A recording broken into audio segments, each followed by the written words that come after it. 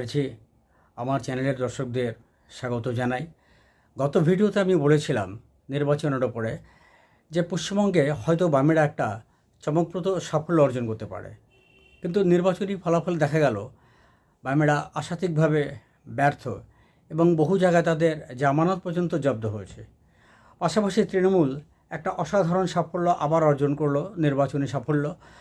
বিতর্ক থাকতে পারে, বিভিন্ন অ্যাঙ্গেল থেকে বিরোধীরা বিতর্ক করতেই পারেন, কিন্তু নির্বাচনী ফলাফলে দেখা গেল তৃণমূলের অসাধারণ সাফল্য। এবং বিজেপি কিন্তু যতটা বলা হয়েছিল বা যতটা ওরা প্রেডিকশন করেছিল সেই তুলনায় সেই সাফল্যটা ওরা পেল না।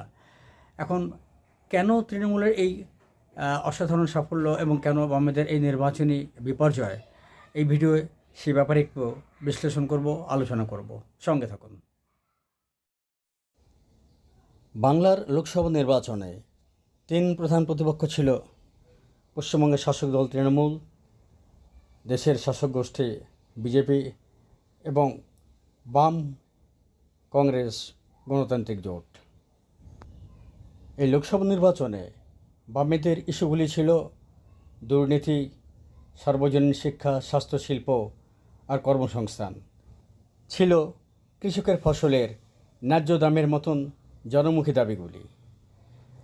এই দাবিগুলিকে সামনে রেখে বামেদের হয়ে এবার নির্বাচনী লড়াইয়ে নেমেছিলেন এক ঝাঁক সৎ, শিক্ষিত তরুণ তুর্কি, সায়ন, সৃজন, দেবসিতা, প্রতিকুরের মতন তরুণ সৎ প্রার্থীরা। এদের সঙ্গে ছিলেন মোহাম্মদ সেলিম, সুদান চক্রবর্তীর মতন অভিজ্ঞ নেতারাও। বামেদের নির্বাচনী সমাবেশ এবং র্যালিগুলিতে দেখা দিয়েছিল মানুষের ঢল। কাতারে কাতারে মানুষ অংশ নিয়েছেন বামেদের নির্বাচনী কর্মসূচিতে। কিন্তু ফলাফল যখন বার হলো, দেখা গেল তৃণমূল আশাতীতভাবে 42টির মধ্যে 29টি আসন, বিজেপি 12টি আসন পেল। আসন সংখ্যায় বামেরা শূন্য, কমে গেছে ভোটের শতাংশ। এর কারণ কি?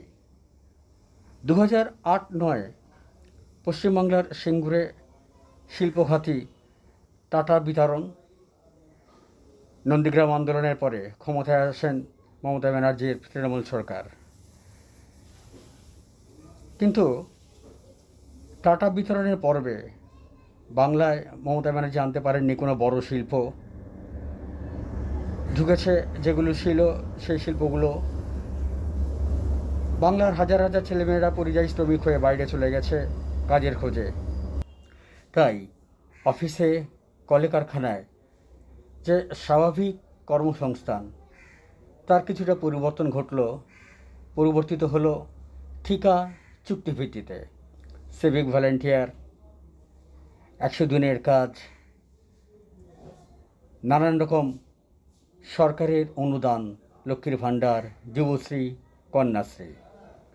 এই ধরনের জীবিকা বা সরকারি অনুদান পেতে মানুষ আঞ্চলিক এবং জেলা তৃণমূল নেতাদের উপর নির্ভরশীল হয়ে পড়লেন, যেটা স্বাভাবিক ছিল।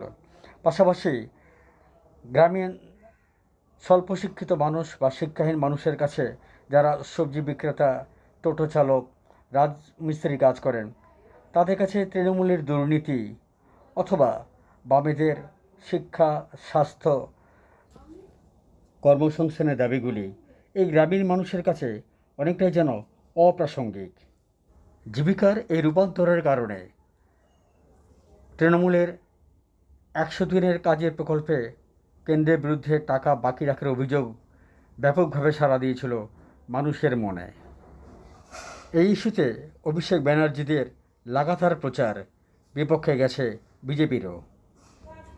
পাশাপাশি খাদ্য, বস্ত্র, বাসস্থানের থেকেও বিজেপির রাম মন্দির কেন্দ্রিক ধর্মীয় মেরুকরণের প্রচার, অমিত শাহ এবং নরেন্দ্র মোদীর ধারাবাহিক রাম মন্দির ইস্যু বাংলার সংখ্যালঘু মানুষকে এককাট্টা করেছে তৃণমূলের দিকে। পাশাপাশি দেশ জুড়ে ভয়াবহ মূল্যবৃদ্ধি এবং বেকারিজনিত ক্ষোভ, সেই ক্ষোভের ফোঁটাও বৃহত্তর হিসেবে পড়েছে তৃণমূলের বাক্সে এই পশ্চিম বাংলায়। আবার ধর্মীয় মেরুকরণের ফলে তীব্র তৃণমূল বিরোধী হিন্দু ভোটের একটা বড় অংশ পেয়েছে বিজেপি, ফলে সব দিক থেকে ক্ষতিগ্রস্ত হয়েছে বাম ভোট। ঠিক এরকম একটি ঘোলা রাজনৈতিক আবহে বামেদের মানুষের মৌলিক চাহিদার জন্য আন্দোলন, সমাজসেবা মানুষের মনে কবে রেখাপাত করবে, প্রভাবিত করবে সার্বিকভাবে, তার উপরে নির্ভর করছে বাংলার আগামী দিনের রাজনীতির ঔজ্জ্বল্য অথবা অন্ধকারের দিক। ভিডিওটা ভালো লাগলে সাবস্ক্রাইব, শেয়ার এবং লাইক দেবেন সুধী দর্শকবৃন্দ। নমস্কার, আবার দেখা হবে পরবর্তী একটি ভিডিওতে।